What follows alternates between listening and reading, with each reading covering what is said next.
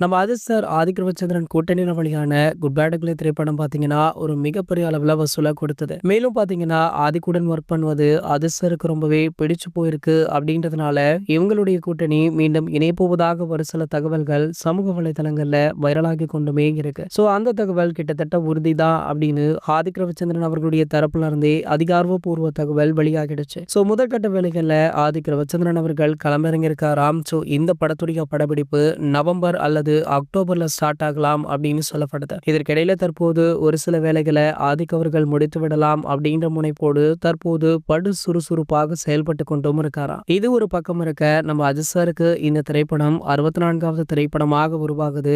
Ajith sir கூடிய விரைவிலேயே திரையுலக விட்டு விலக போறார் அப்படின்ற தகவல் வைரல் ஆகிட்டு இருக்கு. அஜித் குமார் ரேசிங் அப்படின்ற அவருடைய கார் கம்பெனியை ஸ்டார்ட் பண்ணிட்டாரு. ஸோ அதற்காக அவர் நிறைய கார் பந்தயங்கள வெளிநாடுல ஈடுபட்டு கொண்டும் இருக்காரு. தொடர்ச்சியாக அவர் பங்கேற்ற அனைத்து போட்டிகளிலுமே வெற்றி பெற்று பதக்கங்களை வென்றிருக்காரு. ஸோ அங்க பாத்தீங்கன்னா இவருடைய நிறுவனம் மிகப்பெரிய அளவுல மார்க்கெட்டிங்குமே ஆகியிருக்கு. ஆகையால் அஜித் சார் அவர்கள் அதனை இன்னும் சிறிது காலம் பண்ணிவிட்டு சினிமாவை விட்டு விலகி முழு நேரமாக குடும்பத்துடன் நேரத்தை செலவிட போவதாக செய்திகள் வைரலுமே ஆகிட்டு இருக்கு. இந்த தகவல் ஏகே ரசிகர்களுக்கு அதிர்ச்சியை கொடுத்திருக்கு. அதிகாரப்பூர்வ அறிவிப்பு எதுவுமே வெளியாகவில்லை அப்படின்னாலுமே அஜித் சாரை சார்ந்த ஒரு சிலருமே இதையே தான் சொல்றாங்க. இது போன்ற சினிமா செய்திகளை பத்தி நீங்க உடனே தெரிஞ்சுக்க நம்மளுடைய சேனலை மறக்காம சப்ஸ்கிரைப் பண்ணிக்கோங்க.